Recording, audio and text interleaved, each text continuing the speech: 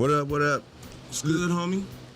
Saturday night edition. Listen to the BirdHouse Show. Got myself, Big Germ is in the house. What's good, everybody? What's happening, everybody? What's up? Yo, stand by. Bobito, voice of the young people, will be here momentarily. He navigating through that Saturday night traffic in Cleveland.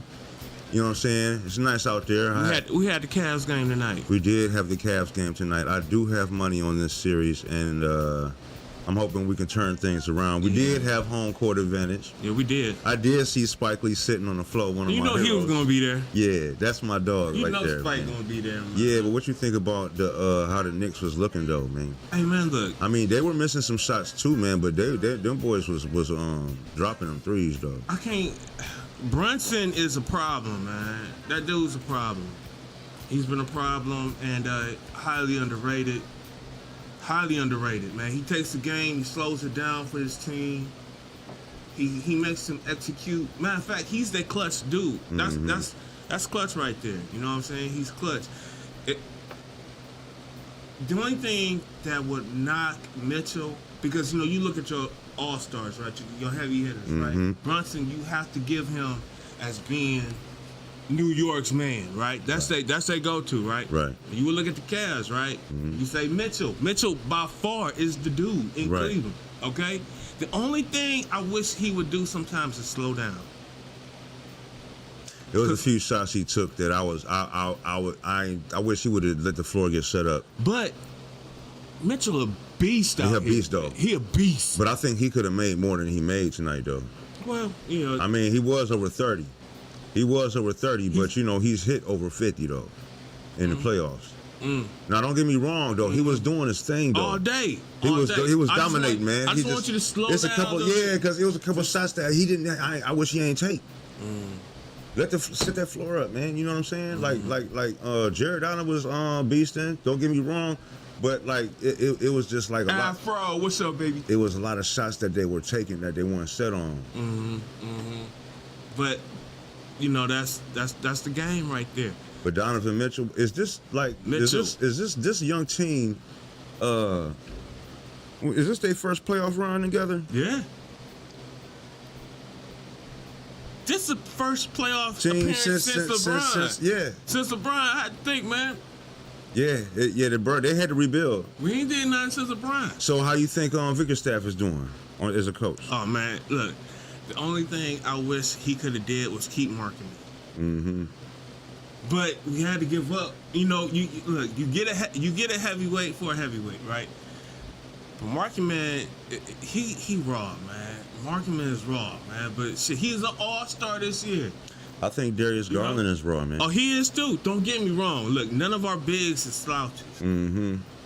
If we could have kept Marky, but you know what? It would have been, that would have been but you know what? Garland had a hard time today, though, too, though. Oh, well, they constantly put somebody big they was pushing on him. They had two men on him on the inside of the paint every trip. Right.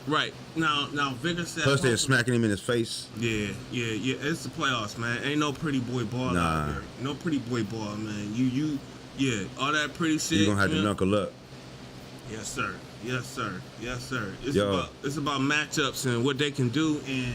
And right now, how can I say this, man?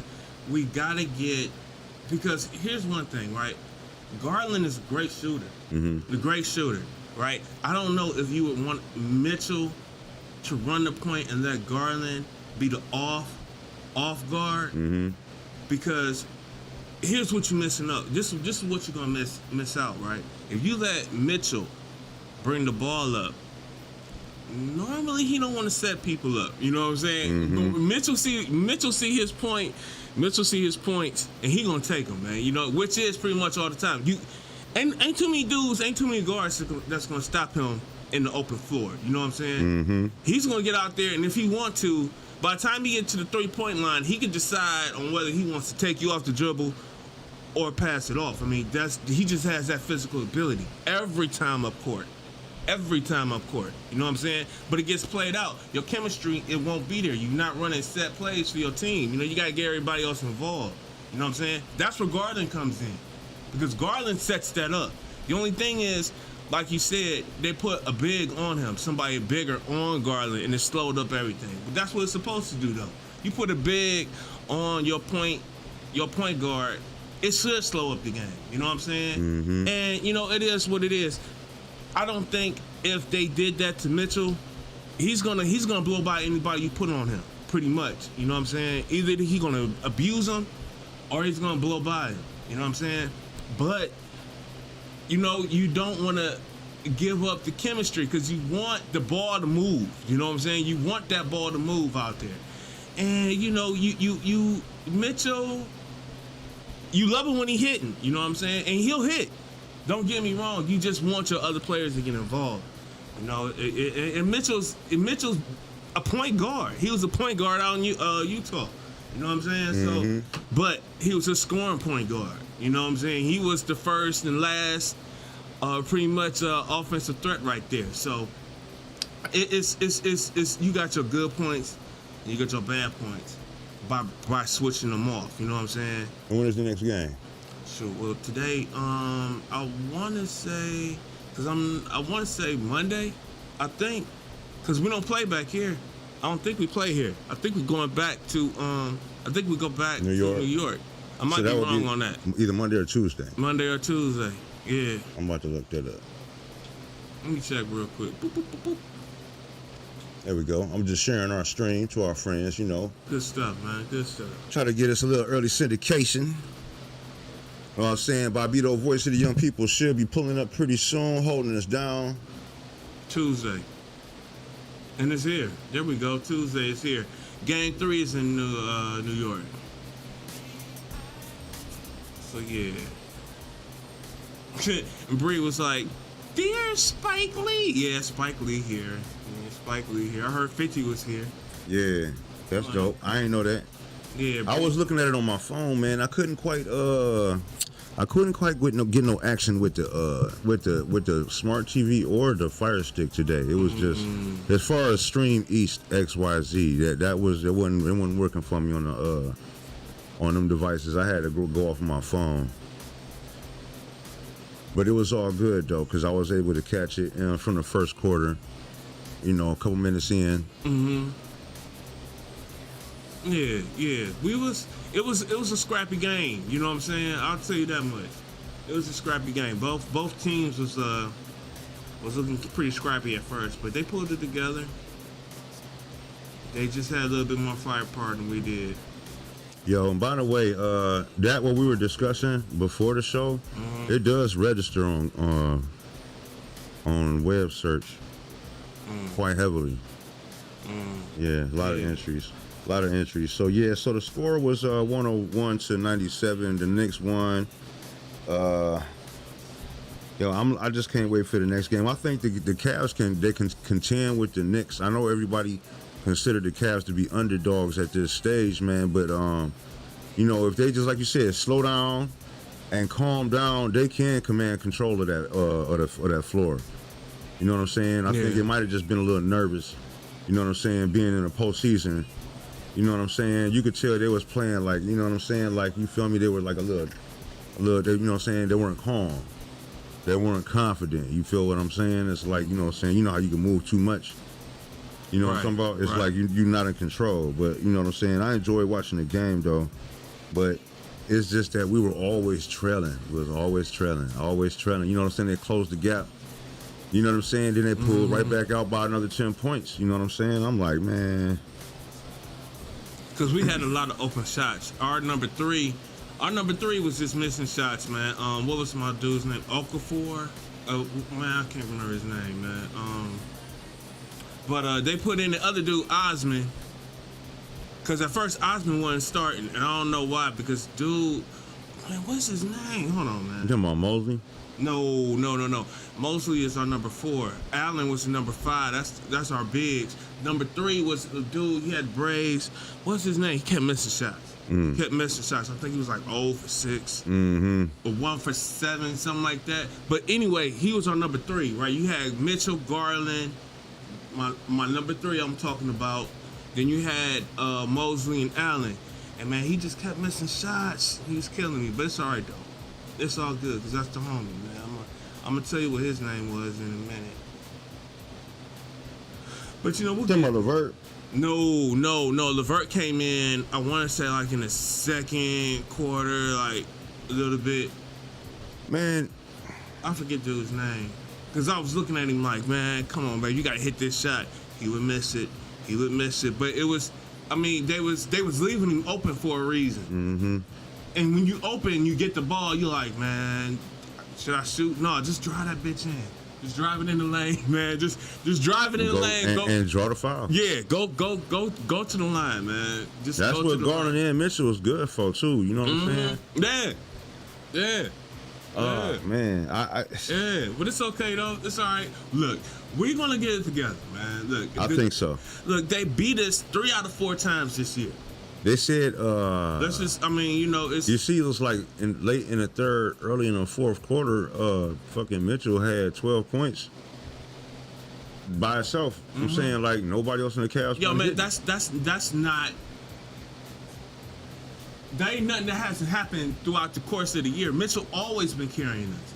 He carries us more than anybody, man. But then again, he'll get in the zone. And it's not even like a LeBron zone, man. I mean, because like LeBron, LeBron wasn't even in the zone. He would just get the ball. You just give LeBron the ball. Point blank, period. It didn't matter. It didn't matter, man. It just didn't matter, man. And niggas would get mad at me when I would say that. LeBron was the best thing for the Cavs and the worst thing for the Cavs. Hey, man, but hold on a second. I'm just saying, man. No. I'm not disagreeing with you. I'm not disagreeing with you. Yeah. But you talking about LeBron? Yes. Did you see that? Because you had me in this. I was just thinking of when LeBron was talking to J.R. Smith, like why he ain't take that shot, right? Did you peep that J.R. Smith has a documentary? Yeah, J.R. Smith got a documentary just got released this week. It's on I want to say Amazon Prime. Oh, I'm about to look it up. It's called shit. J.R. Smith clown, man. That dude's a clown. He do. Hold on. Let me pull it up. Give me 2 seconds. Yeah, you do. Hold up.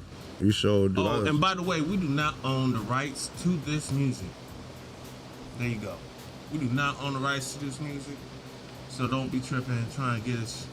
No, you're trying to get us, man. Hold on, let me see where we at.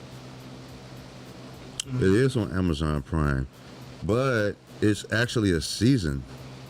Wow. It's a TV series. What's it called? It's called Redefined, J.R. Smith. Okay, it is on Amazon Prime. J.R. Smith and his friends and family reflect on J.R.'s NBA career, and J.R. arrives on campus to a warm welcome from his fellow North Carolina AT&T or A&T, whatever the rest of this, is cut off. The text is cut off, but yeah. So I guess I'm gonna be checking that out. I wonder how 4 episodes. 2-time NBA champion. You said Redefine? Yep. It's called Redefine. You see this?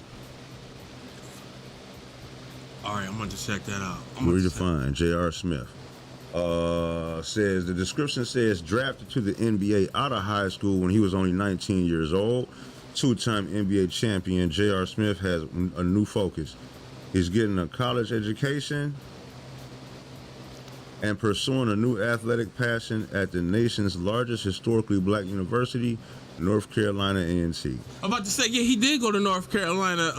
He got a degree from there. Yeah? Yeah, he already got a degree. It was after his NBA career? And he went into golf. Oh, yeah? Mm-hmm. Yeah, this is a dude. Yeah. And then I seen him beating up the dude on the street. Yeah. He stomped the shit out this dude, man. Yeah. I was like, all right, JR, calm down, baby. Let me see who got that. It says starring J.R. Smith, our homie, Iman Shumpert. Cool. Yo, this is crazy because actually... Scott Van Pelt. Yo, okay. Look, the episodes is right here on my phone. I'm going to fuck with it. We're going to check this out. I'm going to check with it. Yeah, I'm going to check with it. We're going to have to check this out. Yeah, April 3rd it came out. I'm going to check that out. All right. Yeah. See what you're talking about. So, in the entertainment world, man, oh my God, man. we're gonna jump into this, man, because I'm so pissed right now. This shit ain't funny, man. It's not funny. Yo, Lieutenant Daniels from The Wire.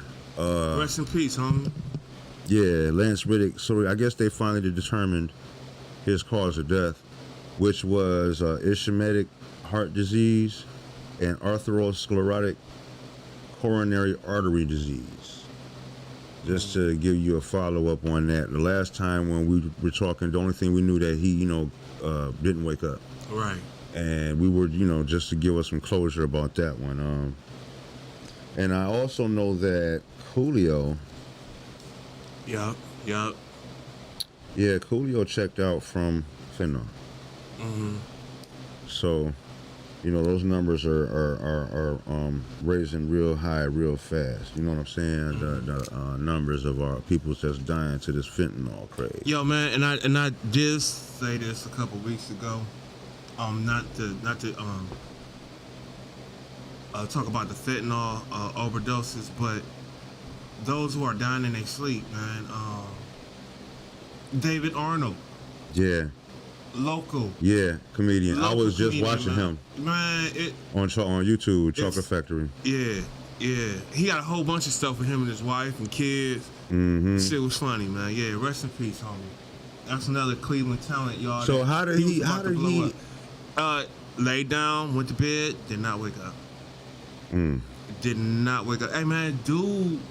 And as I understand, he didn't drink. He wasn't doing drugs. He completely turned his life around because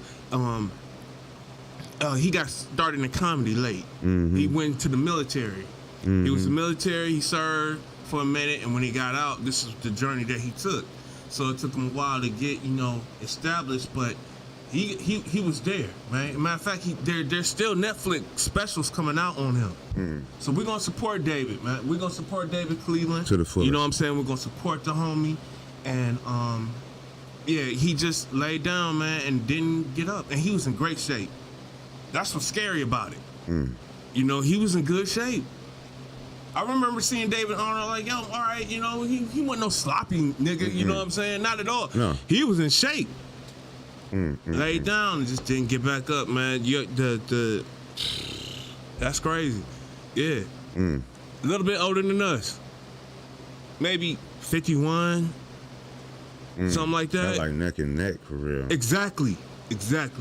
You know what I'm saying? So, yeah, it was just this time, I guess, man. It's sad. It's really sad. But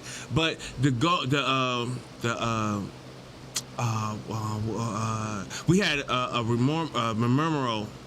Memorial. There you go. Whoo, chop that up. A memorial for him at the Improv, and that was great, man. Kim Whitley was there.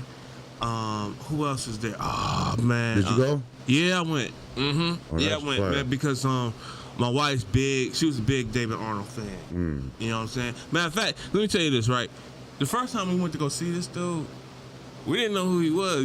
We just showed up. And he was the funniest motherfucker up in there. Oh yeah. Yeah, you know how you got like the headliner and shit, and then you got a dude that'll come on before him.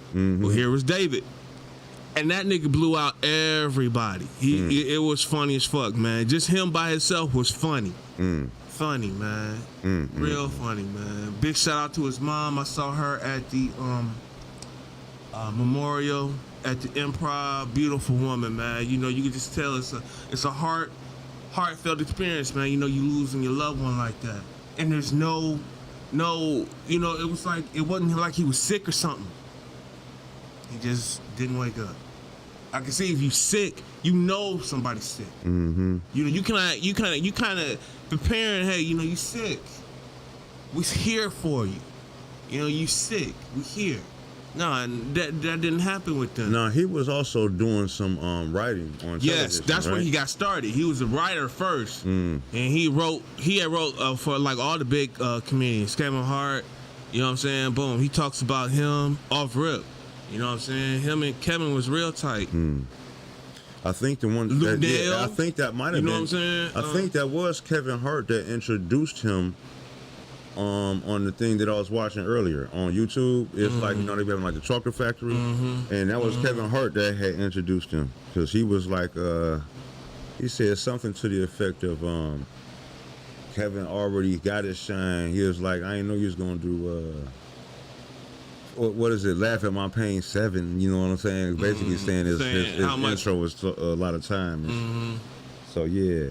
So and I'm gonna shift real quick, man. In other comedic news, man, I was wondering if you were aware that Monique sued CBS this week. No, I ain't up. Okay, so let me give you the lowdown. Monique sued CBS and Paramount over the Parker's royalties. This is coming from the AP, you know what I'm saying? Allied Press or whatever it is, Associated Press. So, Los Angeles Associated Press. Monique sues Paramount and CBS on Wednesday. First off, why did you make that face? I'm looking at myself on here and I'm like, man, this nigga look greasy as No, you was like this when I said Monique, though. Like, you should get okay, man, because like this, right? I don't want to shit on Monique. I don't want to shit on Monique. Okay, we're not. But we're not going to shit on Monique. I'm just reporting the news. It's just right. It's just that she carries a bad stigma with her.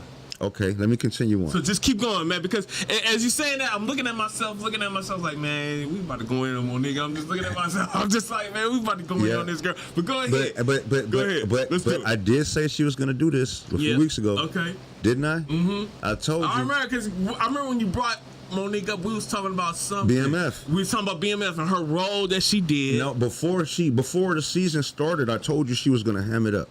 Yeah, you did. I told you. You did. I told you. You did. I told you. All you got to do is get her a little bit of camera time. A little bit of time. And look, and here we are. Now, she bitched up until she bitched enough until she got on what she got with Netflix. Right. She got a special on Netflix, money, which you should never watch, by the way. It was garbage. Oh, well, okay. Was it garbage? You said you don't want to shit on her. Now, I'm going to tell you something. I'm not shitting on her. Just be real. I'm telling you that it's not going to make you proud. Now I got to watch it. Now I really got to watch it. Because it's fucked up. I got to see what's up. I got to see what you're talking about. Okay.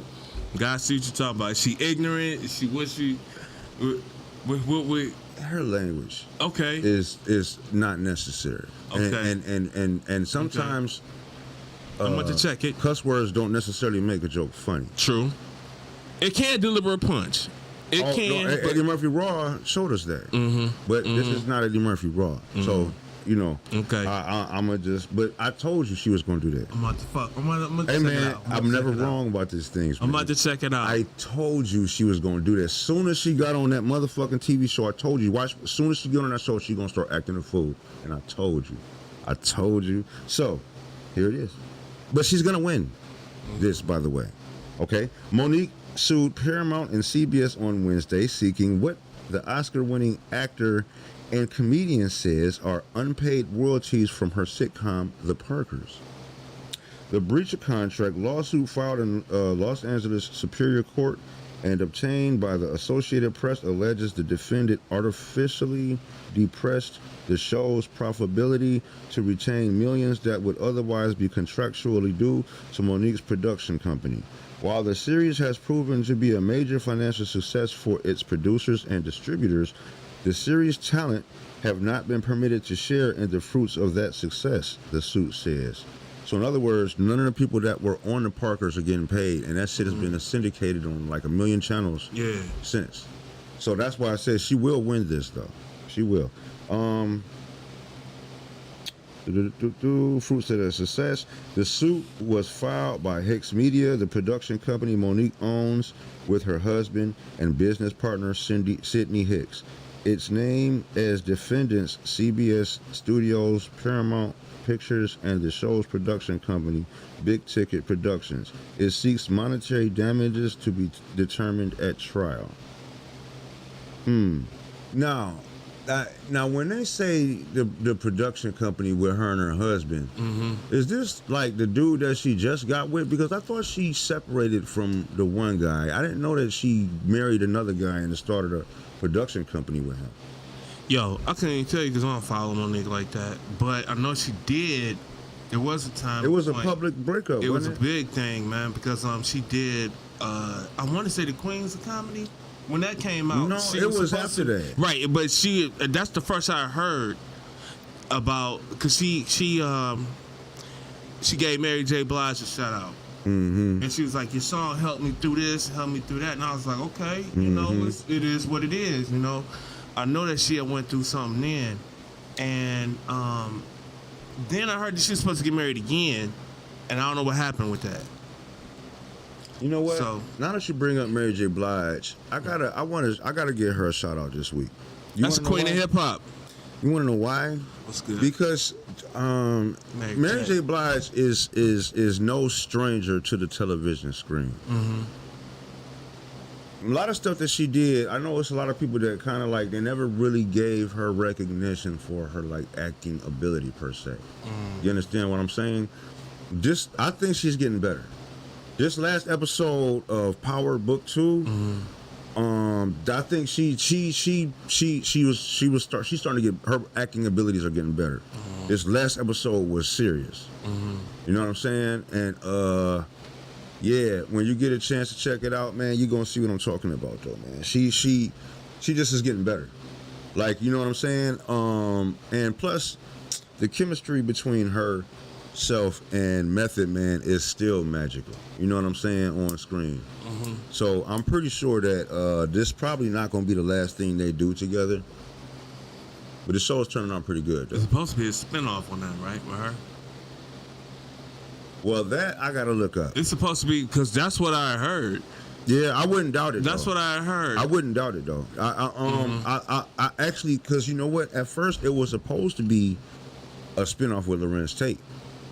Wow. And then that got canceled. So I'm not sure, but let me. You know what? It's worth looking at, because I know that Wanda is gonna get a spinoff from. Oh yeah, Gail Bean. Oh, speaking of which, man. That's a girl, Gail Bean. I'm happy for her, man. You did have a chance to check out Snowfall. Nigga, I've been waiting for us to get on top of that, because I'm so pissed at this shit. It ain't even fucking funny. Snowfall made me so mad. Start why? Tell me why.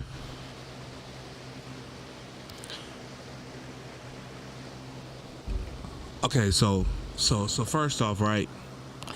I've been screaming about Snowfall for years, man. Like, this is one of the best shows written on TV. Okay, one of the best shows written on TV, man.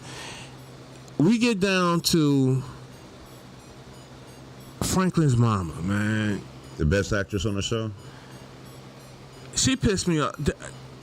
That shit made me, it gave me an instant headache. When I saw what she did, it just fucked my whole head up. Okay, so let's put it like this, right? Let me rewind it back in the show. She's talking to Franklin, and she's telling this nigga some stupid shit like, you should just walk away. And I'm like, who walking away from this shit? You got bodies, man. You didn't did some stupid shit. A whole bunch of stupid shit. And your mother up here telling you, oh, you need to just let it go, walk away. And I'm thinking like, dude, and this is before,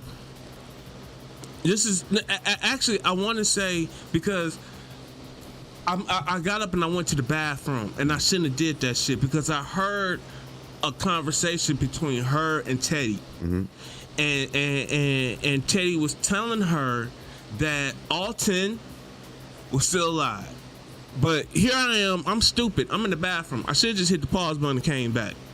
But I could hear what was going on, right? So I'm just listening, and I'm like, all right, so Alton is still alive. So I come back, and I kept thinking, like, because you never saw what happened with dude. You never saw. Are you talking about Alton? Alton, right. Alton and Teddy. And that you never saw what happened with dude, right? And I kept thinking, man, Teddy ain't that cold-hearted. I kept thinking, man, I ain't think Teddy was that damn cold-hearted. Even though Alton fucked him big time. Alton fucked Teddy so bad, man, he got on the radio and was just talking shit about this dude. Yeah. Right? Talking shit about him, man. You a CIA agent. You going in, and this nigga from the Panthers is just going in on you, man. All on the radio, just talking your shit. Talking his shit. And this is your Connect's father. This is your mule's father, not your Connect. This is the mule's father. This is the one that's pushing your shit for you. Getting your shit distributed. This is the one you told him, hey, shut your pops the fuck up. It didn't happen. All right? So, getting back, man, I knew Teddy was carrying a big weight on his back. But I'm thinking you got some sort of loyalty to your boy, man. I mean, you bringing him on. I just knew it was more of a there ain't no friends in this game, man. Nah. But still, man, they had a good rapport with each other, man. They started trusting each other at one point in time throughout this series. And then, man, look, with Louie and shit, she fucked all that up. But anyway, let's get back to Teddy, Franklin's mama. So he's telling old girl, hey, Alton is still good. He all right, and I'm just like, all right, that makes sense, because I never thought Teddy would be that damn cold-hearted. Mm-hmm. Still don't know if he's that cold-hearted. Still don't know, because anyway, the shit just. But okay. Wait. Go Let me ahead. get to I'm it. sorry. Let me get to it, man, because this is when my head really started spinning, right? My head really started spinning, and I still can't put my head around this. I know you're gonna have a little idea of why he did this, why she did that. I just don't understand it. I was just through. So when she is at the payphone with old boy, man, they at the payphone in the morning, man. Mm-hmm. At the public payphone, okay. Make the call in. She's talking to dude, right? She's talking to this nigga, and she's asking him stupid ass questions, and he says, cause first of all, you're gonna get some hot oil, some grease. Yeah, I thought that was brutal. You're gonna get some hot grease poured on you, right? Right? Mm. You got a hole in your your skin is split open. Mm. You know what I'm saying? That's a hell of a burn mark right there, man. And I'm just looking at this shit like, damn, man. Yeah. Anyway. I don't think John Singleton wouldn't have written this. I don't think it went like that neither. I don't think none of this shit would have went the way it did. No. Actually, a lot of things in the last season I don't think would have went the way it did neither. But No, give me an example from last season. okay, just hold up. Because I had all that shit written down. Okay. I have to come back to that. Okay. You know what I'm saying? I got to come back to that. You know what I'm saying? But Back to the payphone. back to the payphone. What sense does this make? Alton. Let's get back to Alton's character. The first time I saw Alton, this nigga was on the street. Mm-hmm. She didn't give a fuck about this dude. Well, yes, she did though. To what extent? She gave a fuck about him not to bring him back around. No, she let him stay in the house. Remember? He had to. He had to. She let him register through the courts that he would reside there. Franklin was the one that was opposed to it. She accepted him. Now you know what I'm saying? She acknowledged that, like, you feel me, he did some stuff in the past, but she had forgiven him for that. She was happy. Franklin was asking her, why was he letting this vagabond back in the house? But she was telling him, you running around doing what you're doing, I'm happy. True. She did. It was a change though. It was a change. At first, she was very, very bitter towards him. Very. But she embraced him though. So what brought that back around? Because it was a change. It was a change. I don't know. I think it was Alton. He just got that. He got game. He cleaned himself up. He was trying to remember. He was trying to remember. He started volunteering in the community center. That was the Alton that she had fell in love with in the first place. Remember, they were friends with them black people that had that bookstore that Franklin had cheated them out of their ownership of their bookstore. Oh yeah, that was fucked up. Yeah. You know what I'm saying? And them people been there all of this time, man. And they didn't bother nobody. That was dirty on Franklin. You know what I'm saying? And his mama, didn't she have some part in that too? I can't remember. Anyway, go ahead. But I know that she did some. I know Franklin did them wrong. Yeah, he did. I know Franklin did them wrong. Mm-hmm. So, but go ahead with Alton, because Alton then he was changing up. He was talking to Franklin. Mm-hmm. He was in Franklin's ear. He was trying to get in Franklin's ear, right? And then, eventually, as if I recall, I think he even got Franklin's mom to kind of like you know, like not welcome Franklin and you feel me, like it was one of them situations where it was like now that she got Alton in the house, now she's saying she don't want you in the house with all of this, bringing all of this, you know, this shit around. Right, you feel me? right. Remember, it was real contentious for a minute there. It was for a minute. And this is before old boy next door. The cop. Yeah, this is before he was still around. Right. You dig what I'm saying? And he was trying to tell Franklin, like, you know, you're changing this whole community. Even your mom don't want you around the house no more. You feel me? And you keep coming over here fucking with my daughter. You dig? He was like, I want her to go to college. I don't want her to get mixed up with this shit. You know what I'm saying? You see how that turned out? All day. I thought she was going to have a bigger role. I really did. Or at least a bigger comeback. Yeah. I thought she was going to have a bigger role, but things and not to mention, I don't care for his BM now. The chick that he got with her shady ass mother. I don't like her. You don't like her? No, I never did though. Like I'm saying, like I don't like it's not up to me. But I just did not think that she was a good fit. Good fit for the wife. No, for the next. Not for him. Right, but I just didn't see it. I'm like, what does he do? Look at this. Matter of fact, when you look at his previous girl, I'm like, what did he see in her? The way Franklin like just got in a relationship with her was kind of shady. Like that's some John Singleton. Right. It wouldn't have been right. And as a matter of fact, now that I think about it, I don't think John Singleton would have his counterpart would have been anybody other than a light skinned person. You talking about John Singleton? When has John Singleton written a part for a dark skinned sister?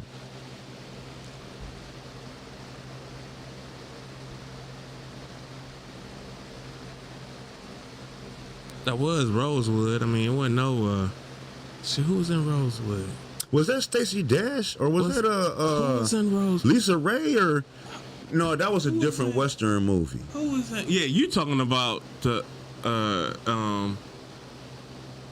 with Stacey Dash and Lisa Ray. And there was some Was it Calhoun? Monica Calhoun? I forget. I know you're talking about. Yeah.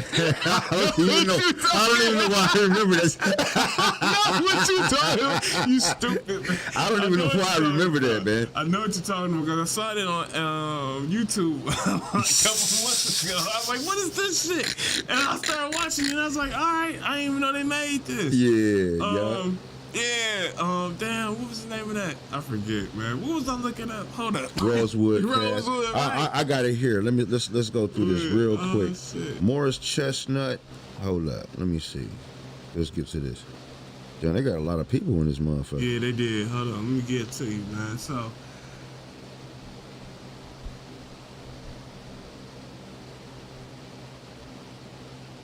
Elsa Neal, I think I chopped her name up. Elisa.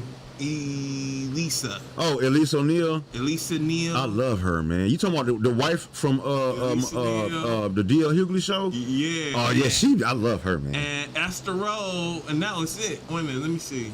We got some more people. Hold on. Gabrielle Dennis, Lorraine Toussaint, Morris Chestnut,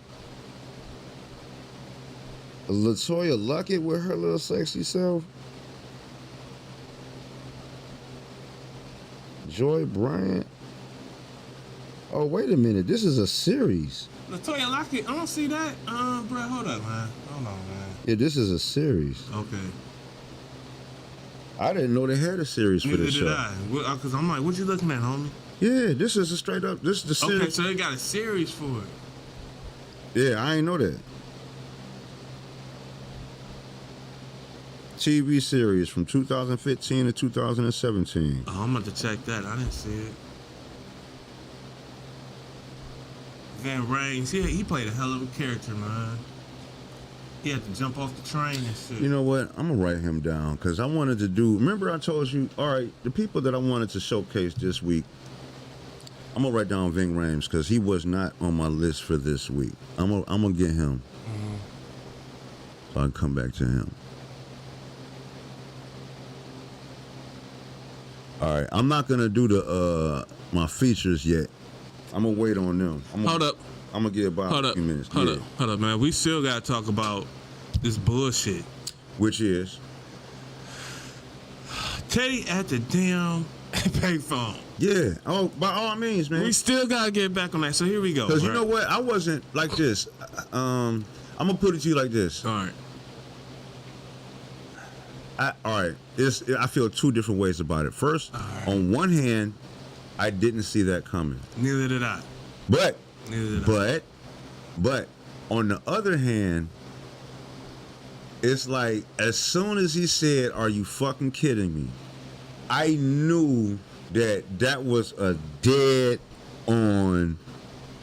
Well, how should I like you know how it's like a vacuum. It's like all the sound and everything was just silent for that instant, like that. Like you feel me? Like it was like when as soon as he said that, it's like only thing I could do is just look at her. Like you feel me? Like I don't know how she going. Yeah, that's pretty much. I was like, you. And then you know what the crazy part is? And then he said, I shot him twice, and I dumped the body. And guess what she did? Shot him twice. I was like, you know what? I'm like, and then told Franklin to run. And then I'm like, maybe. I'm thinking about what would be going through Teddy's head. So I'm thinking, Teddy, right? You told her off rip that Alton was alive when you were scared, when you knew you might get fucked up. Now you getting this money together, Franklin's all this shit. You gonna let the cat out the bag now. And all he had to do was get the code. Right. All you had to do was just look. Look, man, like I said, homie, they went through too much shit. They went through too much shit to get to where they at. But okay, so check this out. So this is where I see I'm not gonna call it a flaw. I'm just gonna say that I'm uncertain. I'm confused. Okay. First off, Teddy, how should I say? 37 million, man. Right. No, I'm saying though, but this dude would not just give him his money. Even with the grease. Even with the fucking KGB dude sitting right there. Hey, man, I would have smelled that shit. I would have been like, yo, let's work something out. Let's work this shit out. No, I'm just saying, like, he is got to be. I mean, even his BM asked him to. And you know what? That was a waste of dialogue because they should have had her kill him. Why? His baby mother was like, "I'm gonna do the shit publicly." Why? Because she's already pregnant. She had another baby. Another one's coming. Right? By him? No. Okay. Remember when she walked in, he looked at her Yeah. So what's the point in all of that? That's what I'm saying. That was a whole wasted scene. Why did she even come back? I'm saying, and why did they have her go there like when the other girl was that? All of that shit, it just seems like that was a waste. The only thing I could think of is that like because Teddy knew Franklin was on the warpath. He already got his daddy. So he was getting everybody, that he cared about, right? This is why she came into the picture. Okay, I understand that. But all that bullshit you talking about, I'm going to do this, I'm going to do that to him, give him his money back, da-da-da-da-da-da. It didn't mean a hill of beans. That's what I'm saying. Right, it didn't mean a hill of beans. Okay. So keep going. Keep going. That's what I'm saying, though. Like, all right, so I agree with that. Like, John Singleton, I don't think... It's like, all right, it's almost like saying the end of the Game of Thrones, though. I wanted to bring that up. I wanted to bring up the Game of Thrones because it's like you trying to just hurry up and just get finished with this shit. Exactly. But you don't have to rush it, though. All of the pieces are there. But just tie it up. Teddy and Louis, they should have, man, I don't understand why they're taking so much time drawing this shit out. All of a sudden, Louis up to her neck and shit. All of a sudden, off one phone call, you just assed out. And then she's just like, all right, I can kind of see the dude with the curl. Oh, the cop scene. No, but the only thing is this. This is all right. First off, the writers. Who the fuck pulls over and just goes to the side of a tree like you have to piss to hit a rock? Right. Who does that? Oh, I thought that was the most outlandish. Dude, I know things are things, but come on. Who does that? Who does that? This But then again, I ain't no fiend. But I ain't gonna pull over. I mean, John, I ain't never seen nobody do I ain't that never shit. seen. I mean, You pulled over. wait. No, this is what I'm saying. Listen to me. Why would he go behind a tree? I got a theory. It just hit me. Right? Because normally you ain't trying to hide shit from people you fucking with. Okay? Because they know what you about. Not them. Remember. But they knew though. But he was supposed to keep up. Especially with Jerome, because Jerome told him. He was smoking when he paid me. Right. He was like, look, you need to get off that shit. Jerome told him flat out, you need to get off that shit. So I can't remember if Jerome was gonna fuck him up or what. Yeah, he was gonna fuck him up. Because I know he threatened him. Because he didn't like him sniffing around. Because he kept sniffing around Louis. He kept sniffing around Louis and he was shit. trying to pressure for dope and shit. Remember, he had it to the point where he would literally go in her office and smoke and snort. Right. Both. Right. She, like rocks and powder. So this nigga. So I'm thinking. Now that I think about it, just jar my memory. I'm thinking that's why he was trying to act all secluded, because he didn't want to get fucked up in front of Louis. But then again, I don't even know if he knew Jerome was gone or not. You see what I'm saying? I don't know what this nigga was thinking about, because he's probably like, look, I can't show this shit. That would make sense. That would make sense right there. You don't know Jerome gone. You don't know what's really going on. All you know is that old girl on the run and shit. Now I can see that. Now that I think about it, because Jerome told you, man, I'm gonna fuck you up to that extent. But I just like it seemed like I'm just trying to make sense of it. I'm just trying to make sense of it. And I'm with you. I'm not opposed to trying to make sense. Yeah, I'm just trying to make sense of it. Because it was like it was watered down. It was like, don't get me wrong, it was medieval, it was gruesome, but it was not continuous with the characters. Like, you dig what I'm saying? First off, I thought it was outside of Franklin's character to stab his father in the throat. Dog, man, look here, right? I didn't think that Franklin has made a 180 in this bitch, man. That I was like, Lord have mercy, man. Now I knew he had him, 73, but I didn't think he was gonna do that. 73, though. And then in front of witnesses. I would have thought, if anything, I would have had him like hollering and screaming on the phone or some shit.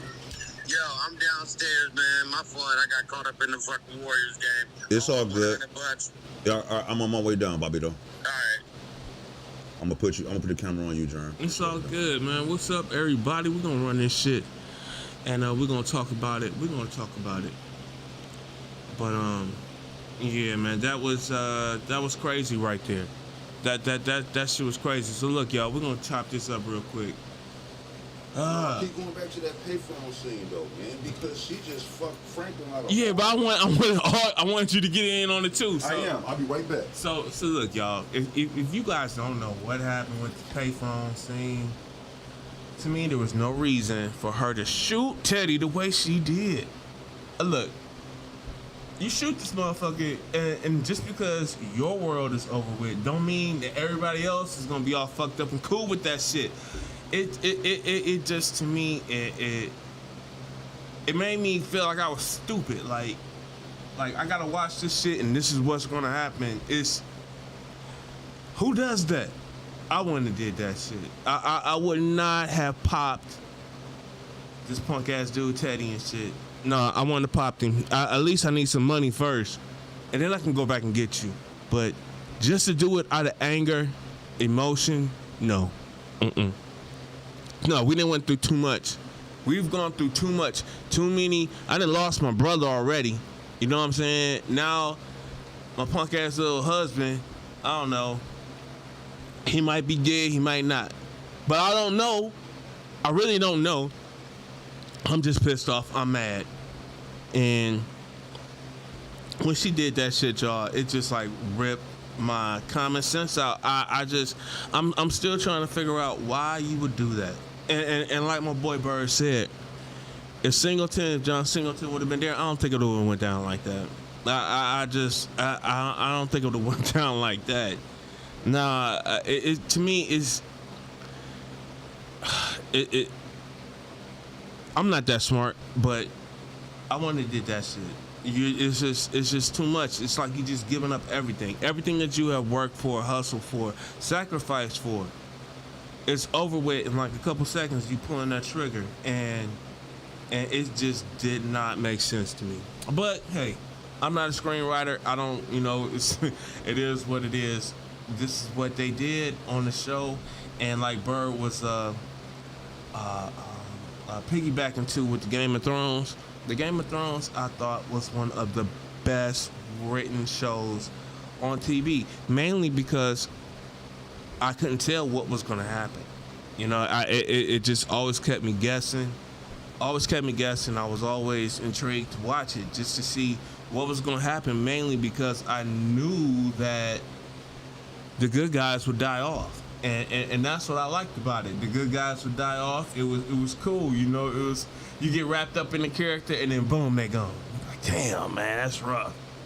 But that's real life, It was real to me. I liked the Game of Thrones. Not only that was it real life, it was just that edge that they had on the show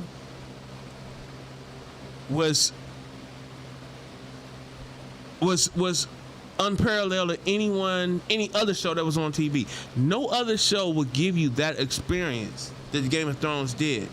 And just to know, because you didn't know who was going to get killed on the show. Unpredictable. You didn't know what was going to happen. Snowfall. Great show. It was unpredictable to a certain point. Some things were unpredictable. And then just with the things that you did predict, they were still to a T. You would be like, yeah, that was... I can understand why that happened. I can understand why this happened. This shit right here, shooting Teddy at the payphone, I can't put my finger around that. I cannot put my finger on that. And you see, we up here going back and forth trying to figure out why you did that. Why would you do that, sweetheart? What? Look, Alton ain't gonna bring back $37 million. I mean, I'm just saying. Look, there's other ways that they can go in about handling that situation. Shooting homeboy in broad daylight was not the move. That was not the move right there. And that's just what was written down. That's how they're gonna wrap the show up, I guess. I was just, it just made me feel like I was. Like I gotta dumb myself down to watch this show, and by looking at other shows that you watch and you go, man,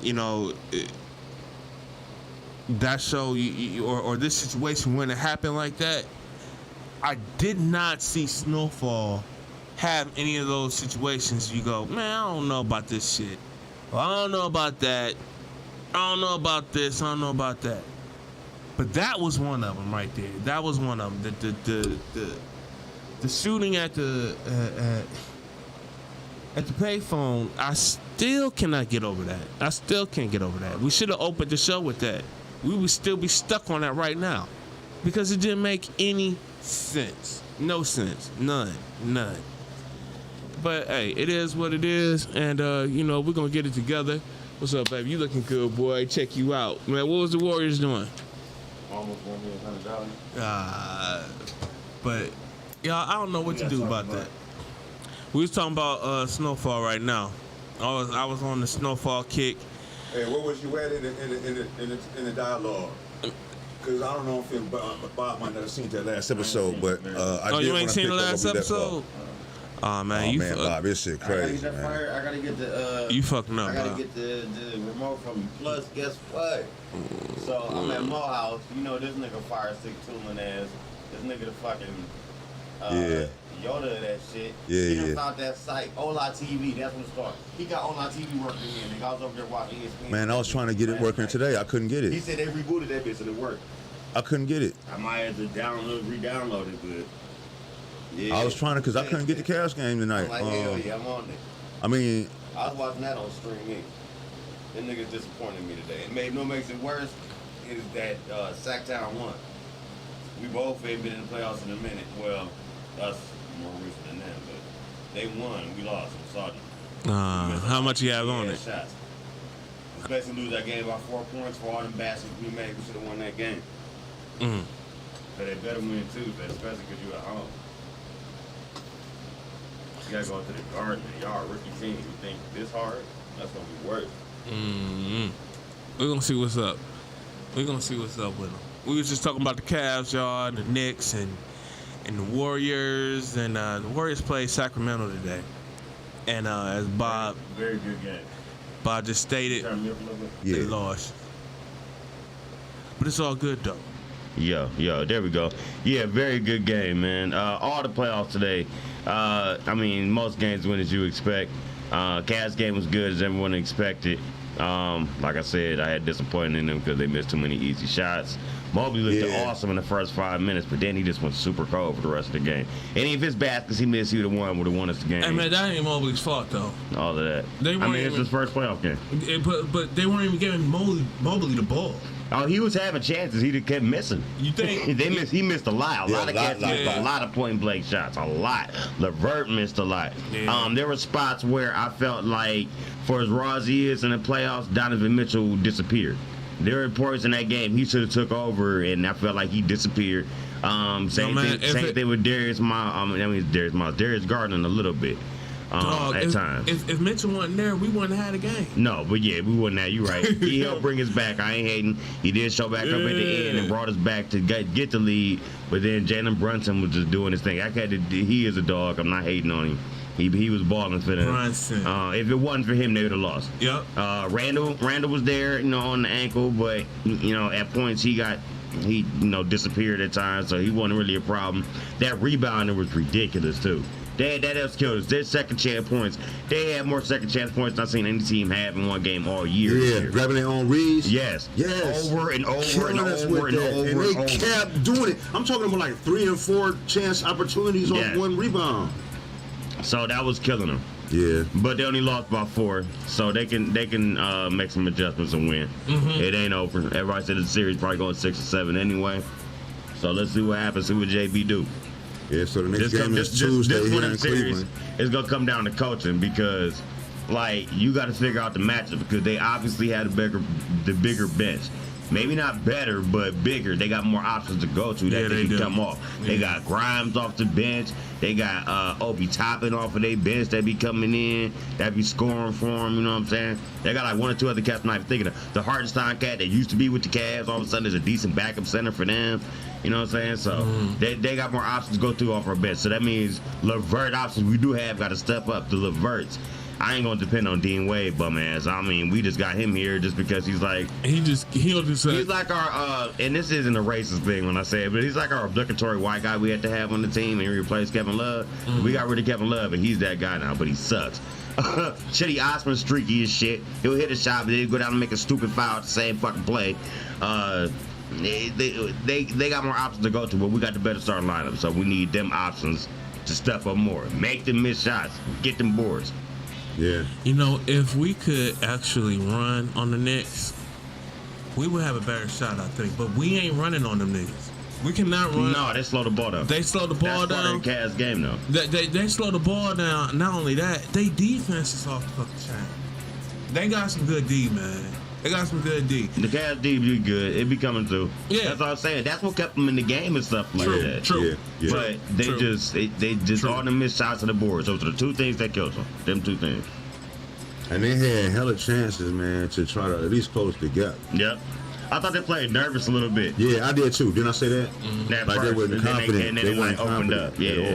They weren't confident. And then they opened up. So I hope that I don't see that out of them on Tuesday. That game Tuesday is early too. It's at 4:30. It is? Yep, 4:30. 4:30 is what I heard. 4:30 game on Tuesday. So be ready for that. Nah, dude. They must have changed it then. They said 4:30 like a day or 2 ago. So yeah, I'm looking at it right now. I'm glad. Good. Are they talking about, is that like the Western time or something? Maybe that was Western then. Man, fuck them. They don't do that shit for us. No, because the time zone different. They say 7:30, 4:30. Oh, right. But what I'm saying is they was going to talk about having our game start like at like 4:00, so that these motherfuckers on the West Coast, we can watch their games and shit. Their games should start at like 7. Our shit, in the prime time. yeah, instead of our shit. You know They what? was talking about that shit. You know what though? What's up? I'm gonna go back to what we talked about a second ago. I like that though, because of the person that watches college football, sometimes I want to watch West Coast games. There's days I sit in the house, I can watch football all day. So if you change it just by that 30 minutes and it adds that little more you could get, I'm okay with it ain't that. 30 minutes. They wanted 3 hours for the NBA. They was going, hey, look, y'all might have to deal with that. I'm like, fuck a TNT that. NBA game is 3 hours. A non-TNT NBA game is 2.5. Yeah, Even but- these playoff games is 2.5. But if you starting, see, like this, right? It fucks up your whole economy, because look at this, right? Everything is structured to, like, let's put it like this, right? NBA games start like when everybody get off work. You know what I'm saying? Which is, I don't know why baseball does this dumb During shit. the week they do that. During the Yeah. week. During the week, right? Because you know you got that television. Everybody want to see, look, your team might not be on in your market, but they on playing whoever they playing against, you know what I'm saying, somewhere else. That TV rating shit is all over the place. Mm-hmm. You know what I'm saying? So if you're gonna fuck that up and put a game on 3 hours ahead, you fucking up everything. They ain't about to fuck that up. I don't know if they're gonna move ahead. that Yeah, damn they ain't much, gonna but do that shit. I don't think they're don't gonna know. do it at all. I don't think they're gonna do that shit at all. There's a lot of stuff that's crazy right now. So have you been watching baseball? Yeah. So I went to a baseball game for the first time that they got the pitch clock and stuff.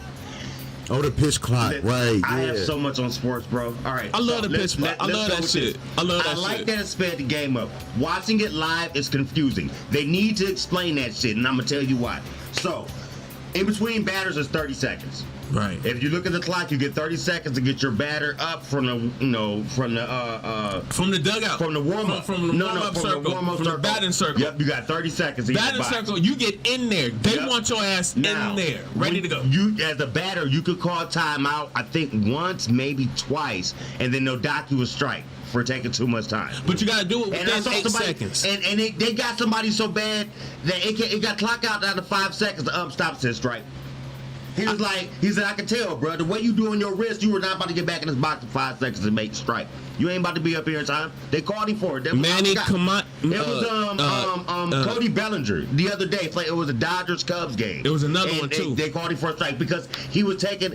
I think he was going to stand in ovation because he used to play for LA back when they won the World Series a few years ago, and he was like an MVP or something. So they was giving him a standing ovation because it was his first time playing back there. Took too damn long, gave him a strike. Wow. Wow, Yeah. I didn't see that. So that should be I didn't crazy. see that. And you can take too long as a pitcher, and they'll do the same thing. Yeah, the pitcher will get now, it too. you get 20 seconds in Now, between each so pitch. what happens to the pitcher though? Nothing. They Nothing. don't- they I'm don't- saying, what is it I'm like a saying- ball or something? No, yeah. You said if he violates the clock, I'm not it's for a sure. strike. So, or it's a ball or something it's a like Right, ball. that. yeah, I was gonna say for the pitcher. Yeah, yeah. If you take too I ain't long, sure, it's okay. like a ball or something like that. Okay. Or like you can't throw the first too many times. You're going to throw two per batter. And if you throw like a third time and you don't pick him off, that's a balk. He automatically gets the base.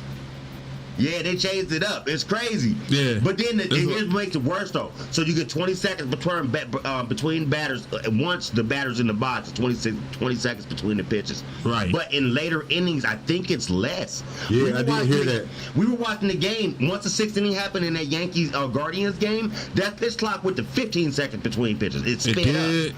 But I noticed that. everybody got it off. Nobody missed I it. noticed But that. it was just, I didn't know it changed though. I didn't know that either. I didn't notice that shit. And in between innings is a clock. You only get, I saw it was 2 minutes for the most part, but then Clint was like, no, you get 3 minutes. But then I kept looking up and kept saying like, so as he said it to say 3 minutes, I look up and said 150. I'm like, how did a minute just zoom past? I'm like, it's so somewhere between 2 to 3 minutes in between the innings. So even if you go to get food, right? I know there's a family of 5, right? Some Puerto Rican people that were there, not that it matters, but I'm just explaining right. for the story. A family, they came to see the Yankees, or were rooting for the Yankees. They went down and got food. This is about the 4th inning. They didn't get back to the 6th. That's how fast that shit went. It zooms. It feels like a normal game before the clock. The time it took us to finish that game was about 6 innings compared to that, the way it used to be. So all the bullshitting is cut. Like extra times going to the mound a whole bunch of times in the game for strategy, that shit's cut off. All the times they like run in between the innings and so like bat boys running across, They run. There was this chunky dude who was a bad boy for the Guardians. We was laughing at his ass. Had to go all the way from center field, all the way to right field line, just to hand somebody a jacket. And he had to bail because of the clock. We was like, run, fat boy, run. And he just, you could tell. It was funny as fuck.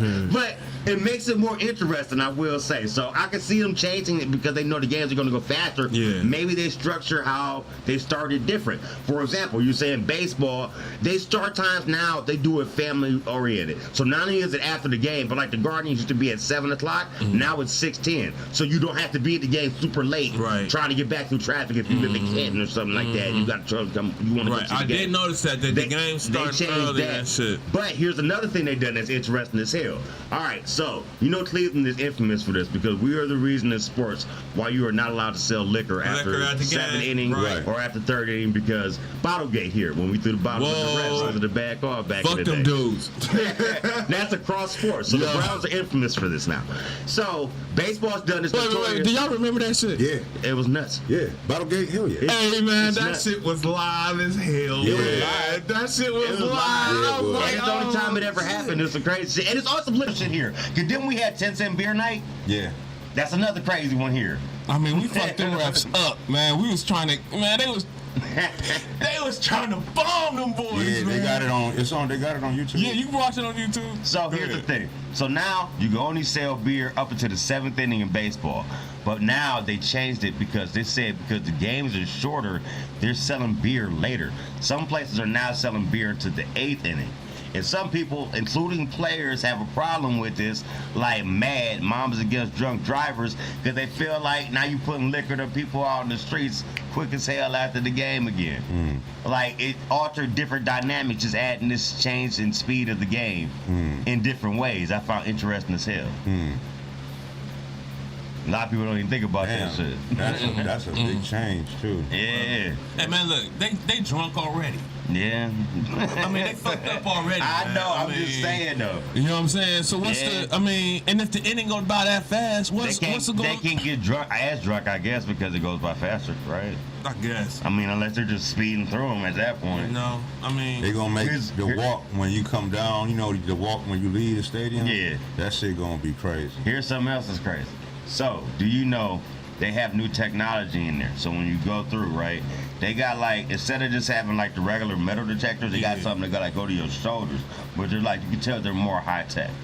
And they have a facial recognition thing where they have this one bar that's in the stadium where you don't have to pay a thing. You can walk into the bar, you can open the door, you can grab the motherfucking beer and go back to your seat. They're gonna scan your face, and they had that facial recognition added like on some Vegas casino shit where they got your, your profile, and then they just add that shit to your card. You don't even have to pull your wallet out. Wow. I want to check that out. Now, I'm not surprised by that because I told the story before when I went to SummerSlam a couple years ago at the Giant Roomba, which is the Raider Stadium, at Legion Stadium. It looks like a fucking Roomba. If you know the floor vacuum, that's exactly what it fucking looks like, a gigantic one. It's cashless, which is like the Cavs stadiums like that too, because I went to a Cavs game recently and found that out. You can't use cash, and that's gonna be pretty much nationwide soon. So be ready for that. If you ain't got money on the card, you ain't buying shit. But they have the things with the kiosks in there. That's why I found out at the Raiders game. You can pay like 25, 30, however much you want to put, and they'll give you a card back, and then you can use that card in the stadium as a replacement of your cash. You not having the card. Problem was when I went to SummerSlam, all the POSs in the entire fucking stadium were shut down. So couldn't nobody buy shit. No souvenirs, no food, So it was just nothing. waste. Just the waste. And we're talking about a WWE show, so they would have made millions of dollars in merchandise over 4 hours, and you lost out all that shit because the fucking computers won't work for the fucking somebody cashier. got fired. Somebody got fired, man. I would think after that, that was a crazy Somebody experience. got fired. Check this out, right? Because you brought up SummerSlam, right? Yeah. Now look, you know I listen to Griselda, right? Yeah. Now look at this, right? This is one nigga on Griselda, Westside Gun. He from Buffalo, right? What's good, homie? What's up? This motherfucker love this WrestleMania shit, man. So look at this, right? Look at this, right? Me and Bree, we sitting at home, man. We watching, cause her boyfriend loved this WrestleMania shit, right? Whatever, right? How come she took a picture of Gun just like standing there. This nigga big time rapper, man. Y'all know what the fuck Gun is, man. This nigga sitting there like a kid, mouth open like. I was like, nigga, no, man. I was just laughing my ass off when I saw Gun, just like amazed, like he was a 5-year-old little kid. And I was like, that's what's up, nigga. Do that shit, man. I was happy for him. Look, that's what you do. Do it. That's what you do, man. Do it, man. Cause he was in that shit. I'm like, you know what? There you go, Gun. He said he was gonna retire from rap already. Well, I don't know about that, man. We're gonna see, man. That boy making a lot of money out here, man. Yeah, he's, you know. Whatever. Hey, but to see that nigga up there grinning and shit like a little kid, I was like, man, that's alright, man. WrestleMania. Alright, cool. Hey, so, what you know about Perion Winfrey, Bob? I don't know much about the story. I know the cat plays for the Cavs. I know that. Okay, I got an update on some sports betting thing in a second. I know he played for the Cavs. I know he recently got like a domestic violence charge. I wasn't sure if it was against a female family member or his chick. That's the confusing part. I'm not sure. That's the confusing part. But I know some people are like butthurt, like, oh, the Browns keep taking bad guys, and now they keep fucking up. Well, they said something affected. He was grabbing the hand of a person that he was dating, but then they said officially it was like a family member. So, but I guess they so far had just put like a restraining order on him. You know what I'm saying? But I'm just like, it's just so they arrested him for grabbing the hand of a person that he's dating. I didn't really hear much else about that. Like, you know what I'm saying? It just don't sound like this. Doesn't sound very criminal to me, but. What was his name again? Perion Winfrey. Yeah, so I was like, who knows? You know, people are always quick to rush to judgment, so maybe it might not be a big deal, but it's gonna become a big deal because now you just put a spotlight on yourself. You gotta show out this year. Off top. You know, so no matter where you was drafted at, because you brought this attention to yourself, people gonna think you ain't worth it. You don't hear a lot. Oh, he played for the Browns. Yeah. Not the Cavs. No, he played for the Browns. Okay. So, Jerm, you been on sports betting yet? Hell no, man. I don't bet at all, man. I don't fuck around with none of that shit. You don't get down? Nah, man. But you want it?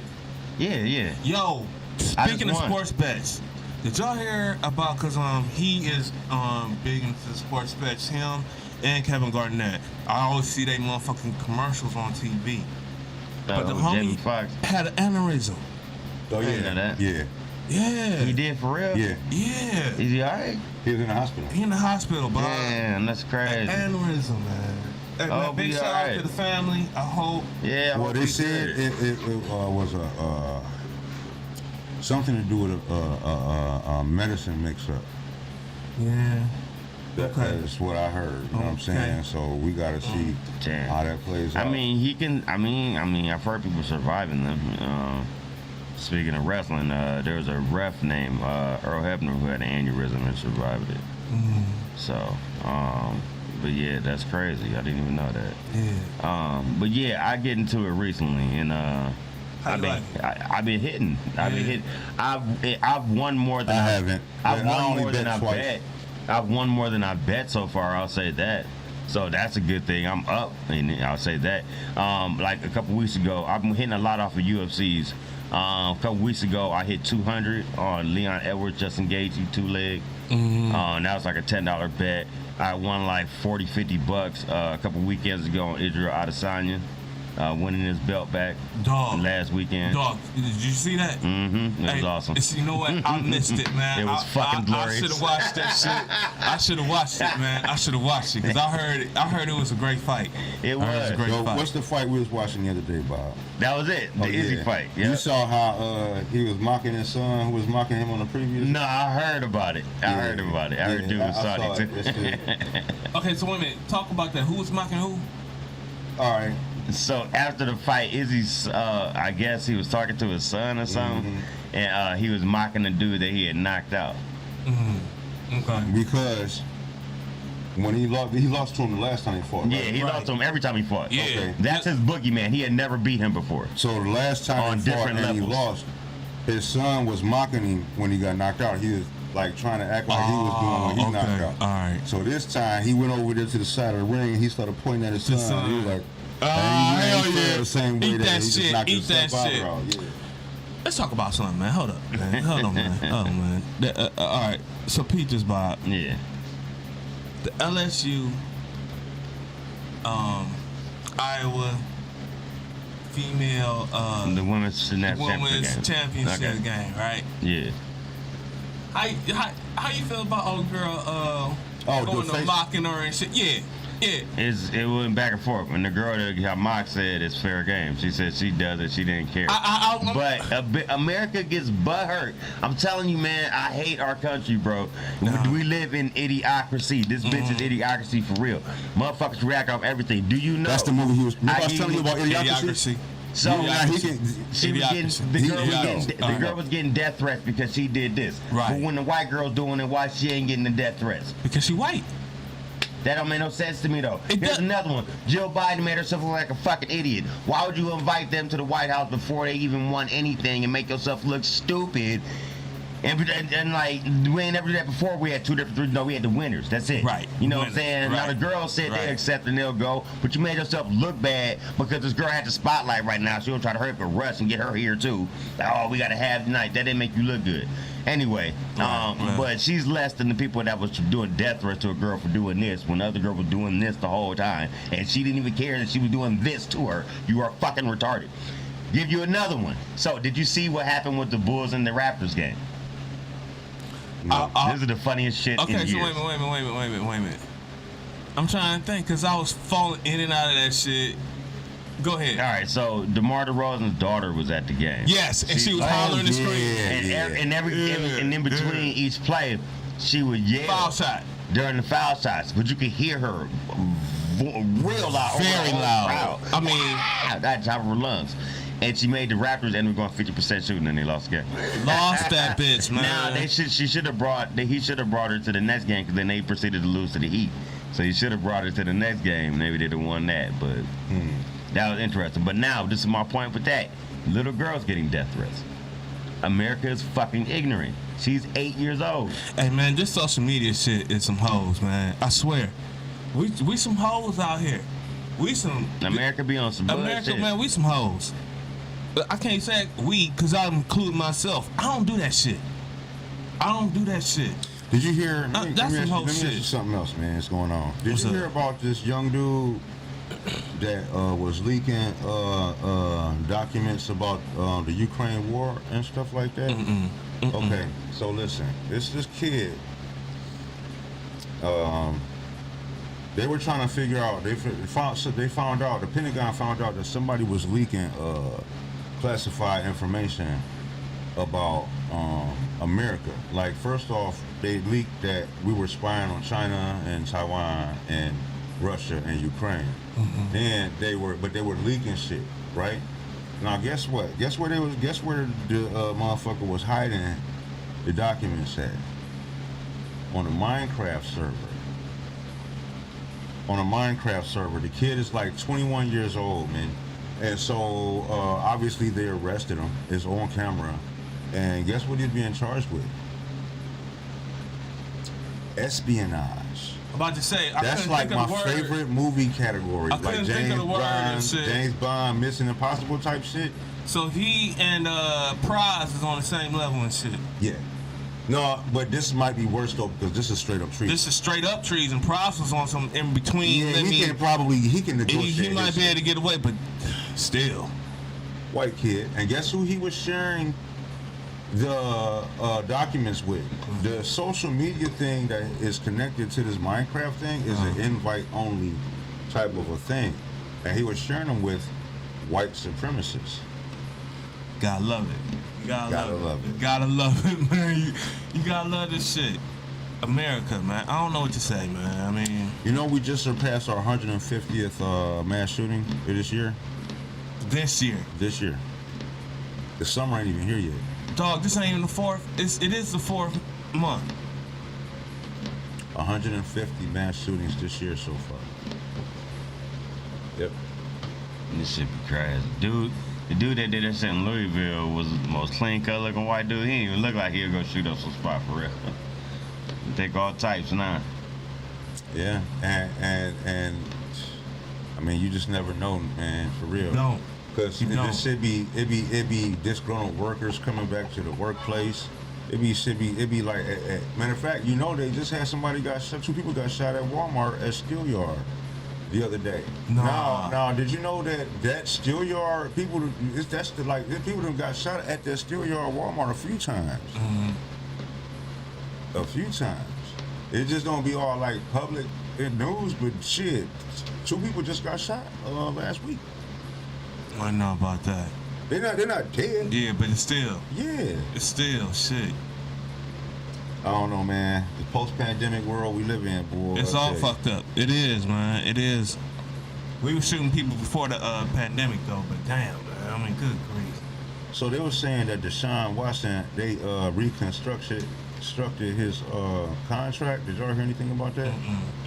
Yeah, I know that there's another girl that's all it does is just he gets more money, more of it up front. Oh, is that it? Yeah. Nah, didn't you tell me that the owner of the Browns, they sold that gas station shit, the Flying J? Yeah. And they got approved for the ownership with the Bucks. Oh, for real? Yeah. Damn. So they own part of the Bucks, and so that's how they can afford. When you Dane got nowhere with it. You know they about to get a new stadium, right? Mm-hmm. Yeah, man. They changed the name rights, and It's not First Energy anymore. No, it was on purpose though. And why is that? Because First Energy got They got some into a other shit scandal going on. where they had to pay a whole bunch of people back. Yeah, and it don't look good for their name to be on there, so the Browns cut that shit off because they don't want to be associated. But here's the funny shit. Because people think it's typical Cleveland shit who don't really fucking know. You get these dumbasses on national radio, like on ESPN radio, and I really respected this cat, but I got to call him on the floor on this. Freddie Coleman, that's his name. He usually does the nights on ESPN radio and stuff like that after 9 p.m. stuff like that, 9 p.m. to 1 in the morning type deal. right. So they was trying to clown the Browns because they're the only team to give, guaranteed contract with Deshaun Watson. They said, no decision Browns, make stupid decision Browns. Look at them, they can't even get the naming rights right. Talking about The First Energy, not knowing the deal. We getting away from them. It ain't the opposite, you know what I'm saying? Plus, they about to get more money with whoever they get to come over and be the next naming rights. Plus, they about to try to change the stadium, and they can pay for it themselves.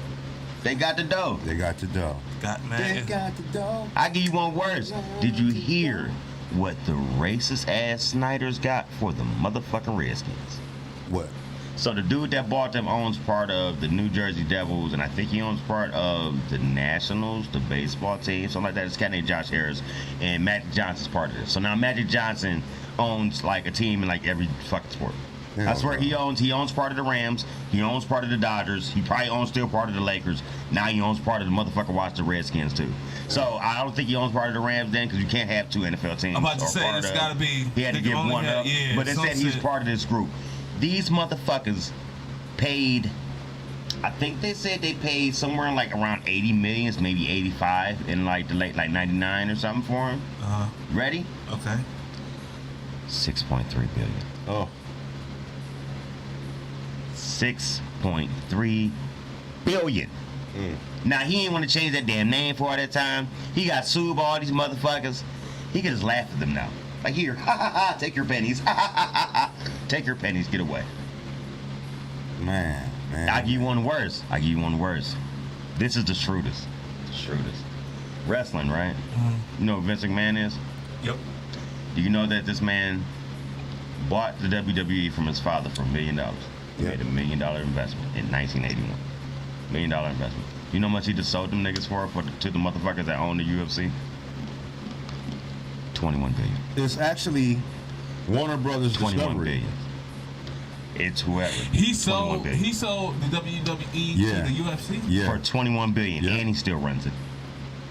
Actually, How shrewd is that? Warner Brothers How Discovery shrewd is that? He bought still UFC runs it. and WWE. He And they sold the merged shit them. for 21 billion, and he still runs it. No, but you said that he might have made a flaw on and messed up Yeah, his sale. they said there might be some collusion shit or some the way that the sale went down might be wrong. So they're gonna find out. They ain't sure yet, but We'll see. I haven't heard back about that part yet. But as of now, he has made $21 billion off of that shit. Here's the other crazy part. Do you know who owns it with him? Because it's like a tiered system. So he's above like Dana White, and when people talk about UFC and the WWE, and people are afraid they're gonna merge real fighting with stage fighting or whatever you want to call it. But they're not. They're gonna keep them separate things. But he's technically in the system. He's above Dana White. It's the guy Ari Emanuel, who, if you don't know who that is, if you've ever seen the show Entourage, Ari. You know Ari Gold? That's basically Ari Emanuel in real life. That's basically him. And it's the same guy. Owned the leader of the top agency in Hollywood, and now they own the UFC, and now they own WWE too, and they merged that shit in Endeavor. It's him, then Vince, and this guy named Mark Shapiro, who has the same name as the guy who used to be the GM for the Guardians a couple years ago. He's with Toronto now. But yeah, it's them, and then Dana White and them are beneath them. Actually, it's a Nick Khan and Dana White are beneath them. So technically, Vince is the boss of the nigga they even run the UFC. Damn. And you know what's crazy? Just a little while ago, me, you, and Clint came down here, and we was joking around about him, remember? And they made him step down and shit, because, what we say? Because of them allegations. And he backdoored himself right back in. Hey, bro, let me get that key. I'll give you even one more, even better about that. Do you know, not only did he backdoor him in, he made them pay him back $17 million? Wow. He said, for the money that y'all took out of my pocket during this investigation, y'all gotta pay me that back. He's shrewd. 78 and shrewd. And winning. Yeah. Yep. So my what's the name won. So I ended up getting the $12 bet. The favorite one in the main event. Oh yeah? Yeah. But I still won something, so that's cool. Yes. I think I might have to cash it out tomorrow though. I probably ain't gonna make it to that sports book because they close at 1, I think. Yes. Flatten. Yep. That party where I was like, shit, I'm trying to make it to it. Trying to get over there. Shit. There's a few more things I wanted to cover, man. I had a whole bunch of sports topics I had been writing down all week, man. I'm like way pissed about the Cavs though, man, because I knew there was the underdogs, man, but like all of them down missed shots, and they kept giving them all them down rebounds back, man. I'm like, man, what type of shit is this? Yeah, no, man. That's pissing me off. Pissing me off. But oh well. This is a series. It's better than last year where it was just a play-in, so they lost that one game and they was basically out of it. Like we said, it's their first playoffs too. You know what I'm saying? You know they're a young squad and shit. Yeah.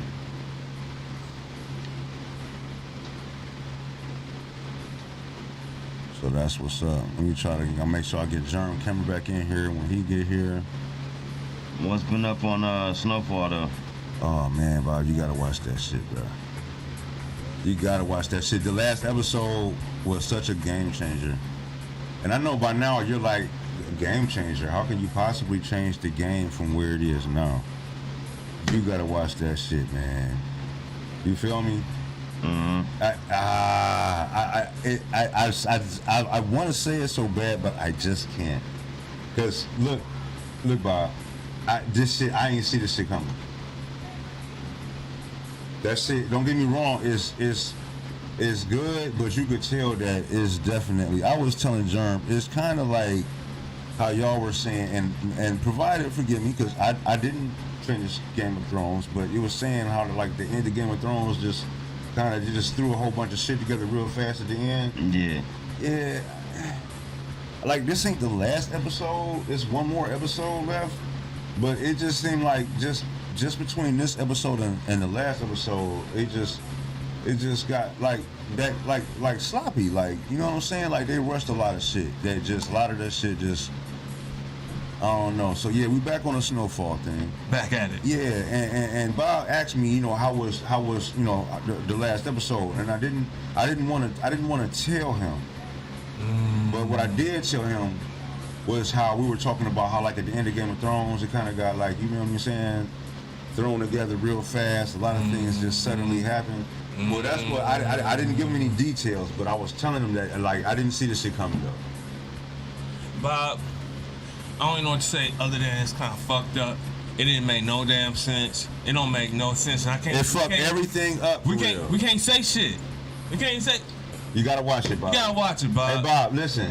It fucked up everything. Like all the rest of the season. Pointless. All of that grinding. Pointless. Pointless. Yo, let's be real about this. We can say this. I'll say this. I think I might smack my mama. She gonna be look. I'm sorry. Goodbye, Jeremy. Goodbye, Jeremy.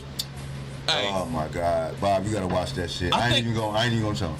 Okay, hey. I ain't even gonna tell him. She stood there. Goodbye, Jeremy. Goodbye, Franklin. Just simply just terrible. My mouth dropped, man. All right, check this out, right? You know how Let me ask this real quick.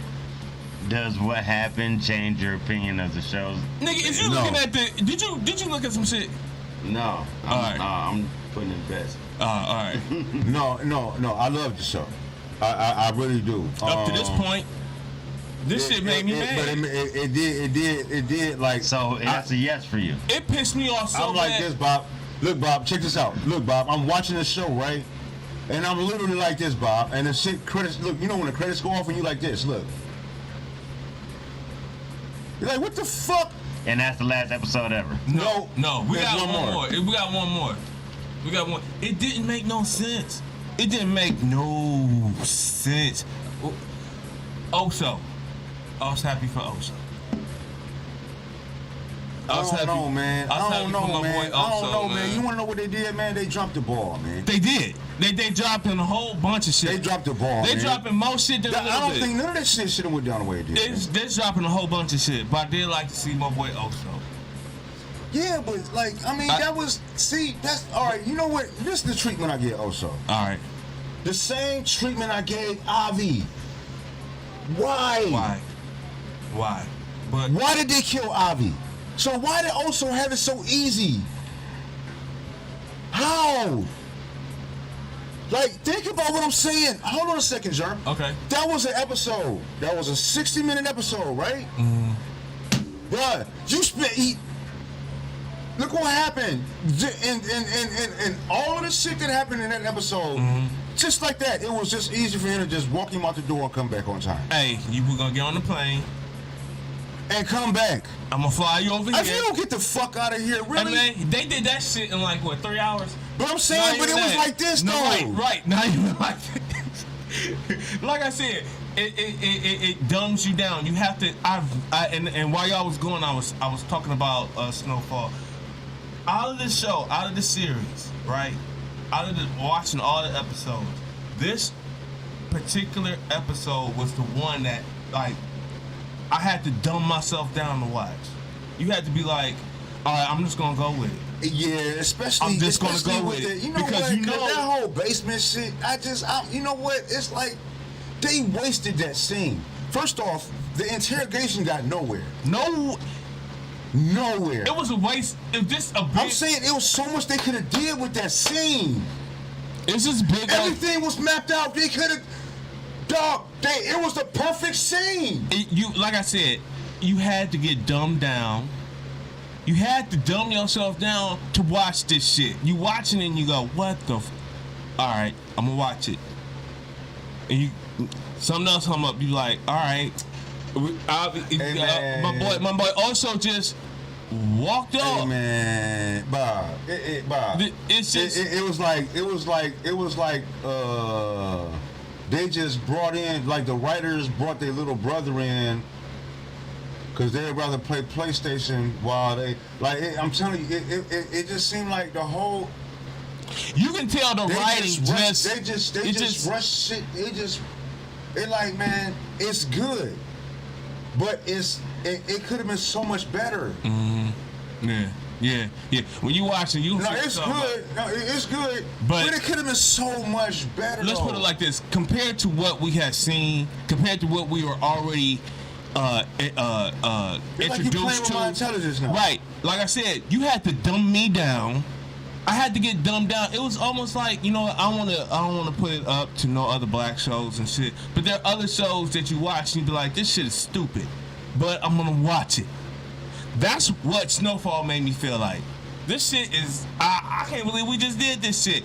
All the time that we have invested in this shit. And this all the time. All the motherfucking time we have invested in this. This is how it's gonna drop. Man, he ain't paying attention to shit. Look. He said, I am laughing at you saying all this motherfucking time. I'm telling you, Bob, man, look.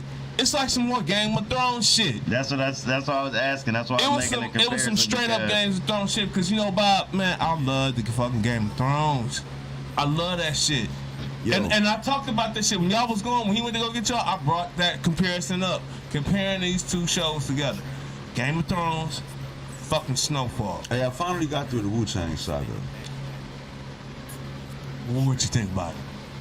Damn, man, this shit was really good. It was off the fucking I'm not chain. gonna lie to you, man. That shit was good, but it was also upsetting, though. To what point? What you looking at? Because, man, it's their fault that it's their own fault. They were responsible for their own demise. Mm-hmm. And you know, and it was just that part of it was. But them niggas was young. They ain't understand. You know, I mean, at the same time though. But some of them, I'm gonna get like the RZA, man. Like not the RZA, but Raekwon. He was on some diva shit, though. Hey man, I bet you that nigga was 10 times worse than what they showed on real life, man. I can just imagine this nigga. What's the light skinned cuz that jumped off of the bus to go? You got, man. I mean, like it. Like, I'm sure them niggas was wilding. And I'm sure they was wild. The episode with Divine, I liked that episode, man, because it showed the dynamic of what he trying to do to get these guys to, you know what I'm saying, get their shit together. Hey, man, it's... What did he tell his brother, man? He was like, look, let them hate me. Right. Not you. Right. Because he knew this shit is gonna get, and they did not really dive into the bickering and shit. Mm-hmm. And you know it was, man. Mm-hmm. You just knew it was, man. You knew it was some bickering. Bullshit going on, man. They touched a little bit about it on the tour bus. You know what I'm saying? Let me bring this one part up real quick because I want to kind of like. Bob, did you watch it? No, I haven't seen every episode. I'm fairly up. That shit is hard. All right, so the scene when Raekwon and Ghostface, Raekwon was getting bitter, and Ghostface, you know, I'm talking about his girl pulled up playing Biggie.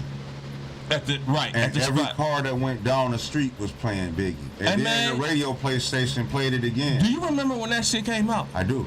That shit was hard. Yeah, I know. That shit was hard. Now, here's the thing that I wanted to bring up about that. I was watching this documentary. Of course, I knew, but it's always, I like to expand on shit. Now, there's this documentary about Biggie and the song Kick in the Door. Waving the fofo. Right. It's a song that breaks down every MC that he, you know what I'm saying, annihilates on this song. And when I watched the documentary, it you know how white people really delve in and they slow down and they show you references of what they were referring to with all of the wordplay. Mm-hmm. And it is raw because, you feel me, Biggie was, and everything that he was talking about in that song, it was either pertaining to Nas, we talking about Dead Wrong, right? No, Kicking the Door. Okay. Kicking the Door. On that track, he talk about Pop just for a brief instant, and then he talking about Jay-Z. You feel what I'm saying? When he be talking about what do you say? I was conscious of your nonsense back in '88. You feel me? Like, you know what I'm saying? You say you sold more powder than Johnson and Johnson. Like, you feel me? Like, you kept the fuck out. You wasn't known like that. What he's saying, but. That documentary is dope, but the thing about it is, see, when that scene on that Wu-Tang Clan came out, the documentary specifically talks about Raekwon's hatred for Biggie and his mafioso antics with the Versace shit. You dig what I'm saying? Okay. And so then the next episode on the Wu-Tang was when he said, well, we gotta go like the mafia. Like, you feel me? We gotta go on some mob shit. So they went down to that island or whatever, Remember? And they went and they wrote the incarcerated Scarface. Right. All of that shit is talked about on Kicking the Door. And that documentary that I was talking about, see, it's so watching it from the Wu-Tang's perspective, all that shit just lined right on up. Okay. You did what I'm saying? So I'm like, damn, that shit is interesting, man. I'm about to peep that. I'm about to peep that. And I'm gonna find it and I'll send it to you. Okay. You know what I'm saying? Do that, cause I ain't up. All right. Yeah. So I thought that shit was dope. You know, I be on that shit, man, like that. Like, you know what I'm saying? But that whole song, Kicking the Door, they broke down every little thing that he was talking about. I mean, even from the Mad Rapper. And from the beginning, you know what I'm talking about? I got 4 albums. This is my 4th album. And my shit is more John Blaze than that. Right? Right. He was talking about Nas, though. You see what I'm saying? Or I believe that was Nas. I'm about to listen to. All right, I'm about to peep that shit. Yeah. That shit is dope. So I think I might walk us out the door with that one, gents. You know what I'm saying? I want to give you the opportunity to hit one more topic if you got it. You said you got some sports things to give us. You know what I'm saying? I think I hit a lot of mine, man. Other than the sports betting, you know what I'm saying? Like, that's been dope. I know a lot of people gambling them more or whatever, but I don't know. I think it makes it a little more interesting when you got some yeah, that's why I was mad at the you know what I'm saying? You got some change in the game, you know what I'm saying, as they say, or whatever. They do make it interesting.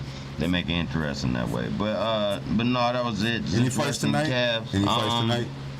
No, UFC fight night. Fight. Yeah, it was a fight night, but that was it. The next major one for them is next major fights, period. So today is the 15th. Next Saturday, boxing. Yeah, Gervonta Davis versus Ryan Garcia is coming up. At that one, they're finally going to announce Errol Spence versus Terrence Crawford, which should be sometime this summer. So that should be an awesome fight. That's a super fight right there for boxing fans. UFC, Aljamain Sterling, Henry Cejudo, who's coming out of retirement. That's coming up, I think, in May. That's pretty much the next UFC with a number.